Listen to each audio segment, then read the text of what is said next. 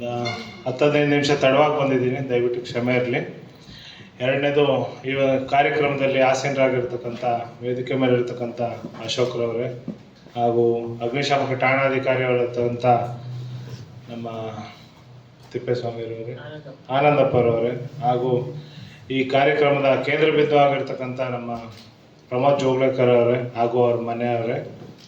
So ಮತ್ತು ಇನ್ನೆಲ್ಲ ನಮ್ಮ ಅಗ್ನಿಶಾಮಕ ಸೇವೆಯವರ ನಿವೃತ್ತ ಬಂಧುಗಳೇ ಹಾಗೂ ನನ್ನೆಲ್ಲ ವಿವಿಧ ಠಾಣೆಗಳ ಆಗಮಿಸಿರ್ತಕ್ಕಂಥ ಅಗ್ನಿಶಾಮಕ ಅಧಿಕಾರಿಗಳೇ ಹಾಗೂ ಸಿಬ್ಬಂದಿ ಮಿತ್ರರೇ ಮತ್ತು ಪತ್ರಿಕಾ ಮಿತ್ರರೇ, ಈ ದಿನ ನಮ್ಮ ಪ್ರಮೋದ್ ಜೋಗ್ಲೇಕರ್ ಅವರು ಈ ಒಂದು ವಯೋನಿವೃತ್ತಿ ಸೇವೆ ಹೊಂದ್ತಾ ಇರ್ತಾರೆ, ನಿವೃತ್ತಿ ಆಗ್ತಿದ್ದಾರೆ. ಅವರಿಗೆ ಅವ್ರ ಮುಂದಿನ ದಿನ ಜೀವನ ಇನ್ನೂ ತುಂಬ ಸುಖಕರವಾಗಿರಲಿ. ಅವರು ಹೆಚ್ಚೆಚ್ಚು ಒಳ್ಳೊಳ್ಳೆದನ್ನು ಎಕ್ಸಸೈಸ್ ಮಾಡಿಕೊಂಡು ದಿನನಿತ್ಯದ ಕಾರ್ಯಕ್ರಮನ ಇದು ಮಾಡಿಕೊಂಡು ಮನೆಯವ್ರ ಜೊತೆ ಇನ್ನೂ ಹೆಚ್ಚಿನದಾಗಿ ಮನೆಯವ್ರ ಜೊತೆ ಟೈಮ್ ಸ್ಪೆಂಡ್ ಮಾಡ್ಕೊಂಡು ನೆಮ್ಮದಿಯಾಗಿರಲಿ. ಅವರು ಎಲ್ಲ ರೀತಿಯಲ್ಲೂ ಇಷ್ಟು ದಿವಸ ಅವರು ತುಂಬ ಮೃದು ಸ್ವಭಾವದವರು. ಅವ್ರಿಗೆ ಏನೇ ಅಂದ್ರೂ ಫಸ್ಟ್ ಗಾಬರಿ ಆಗ್ಬಿಡ್ತಾರೆ.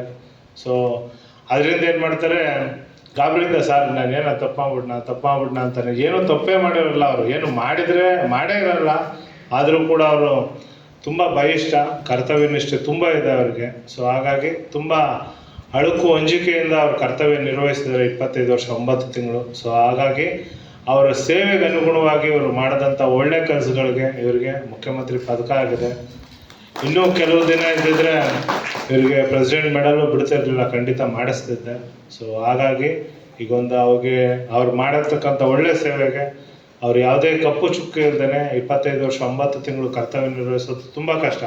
ಅಂಥದ್ರಲ್ಲಿ ನಮ್ಮ ಇಲಾಖೆಯಲ್ಲಿ ಯಾವುದೇ ರೀತಿ ಯಾವುದು ಬ್ಲ್ಯಾಕ್ ಮಾರ್ಕ್ ಇಲ್ದೇ ಒಳ್ಳೊಳ್ಳೆ ಕರ್ತವ್ಯ ನಿರ್ವಹಿಸಿದರೆ ಇವರ ಸೇವಾವಧಿಯಲ್ಲಿ ಸುಮಾರು ಅಗ್ನಿಕರಗಳ ಭಾಗವಹಿಸಿ ಸಾರ್ವಜನಿಕರ ಆಸ್ತಿ ಪಾಸ್ತಿನ ರಕ್ಷಣೆ ಮಾಡಿದ್ದಾರೆ.